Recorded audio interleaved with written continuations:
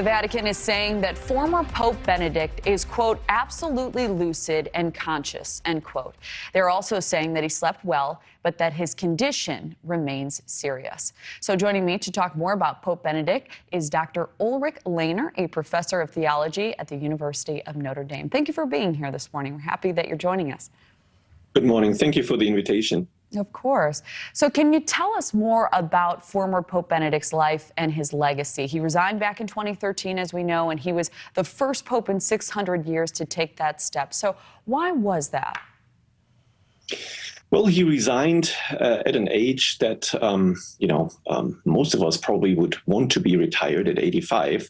I think he realized that he didn't have the strength anymore to hold the Curia together, to hold all the Vatican offices together. And I think he also remembered that under his predecessor, John Paul II, especially during his last years of very severe Parkinson illness, people that he trusted had run the Vatican or the Church more than it was actually probably good for the rest of the Church. Certain groups that the previous Pope had trusted. And so I think he wanted to spare the Church perhaps that scenario, having a new Pope with more energy who can appoint the leaders and the advisors that he actually wants and trusts. So Benedict retired shortly after the Vatican leaks scandal, also known as Vatileaks. It involved leaked Vatican documents, some of which exposed corruption. So do you think that played a role in his retirement in any way? As I said, I think he probably realized that a number of his appointees, a number of people he trusted, could probably not exercise the role that is actually needed, couldn't do the necessary job of cleaning house, and probably that contributed to his decision. So while Pope Benedict is credited with helping put in motion the process to discipline predator priests, can you tell us a little more about his role in that? Well, as a cardinal, as the head of the Congregation for the Doctrine of Faith, he was already concerned with a number of those cases. And for years, he had pushed John Paul II to, for example, punish and prosecute Gabriel Marcel, the founder of the Legionaries of Christ. John Paul II pushed back because, he didn't feel that these accusations would be correct. Coming from a country, as if you remember, communist Poland, where the accusation of pedophilia and sexual missteps was a commonly used by the communist authorities to discredit the clergy.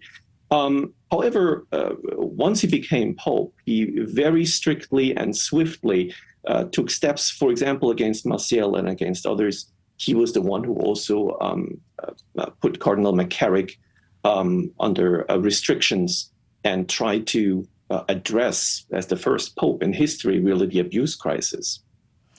So he's been described by Reuters as, quote, uncompromising theological conservative. So can you help us better understand what this means and how it influenced his papacy?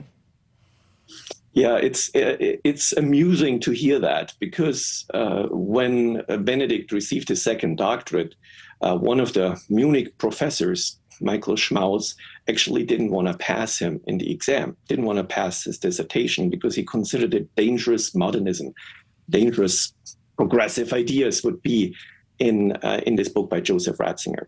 Ratzinger went back to his office and realized, well, his career would be over if his dissertation didn't pass. And so he handed in a couple chapters that were not censored by his thesis director, and he passed and, of course, became a brilliant academic.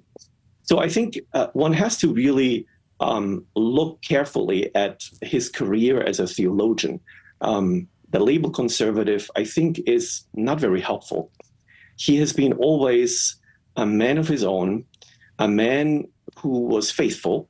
And I think that definitely describes his whole life, his priesthood, his serving of the Church, a faithful servant. But I don't think you can call him an arch-conservative or somebody who is a reactionary. There was no pope in history before him who actually debated the leading Marxist philosophers of the age in an open dialogue.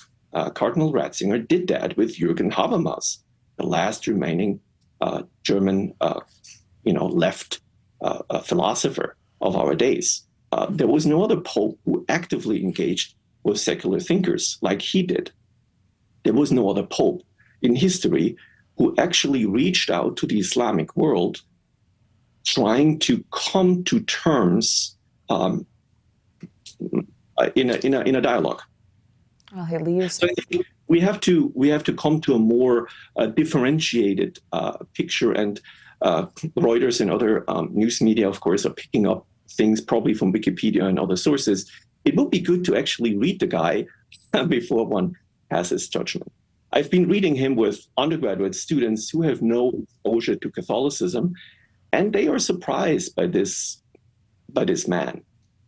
Thank you for watching. Go to newsnationnow.com to find NewsNation on your television provider. And don't forget to click the red subscribe button below to get more of NewsNation's fact-driven, unbiased coverage.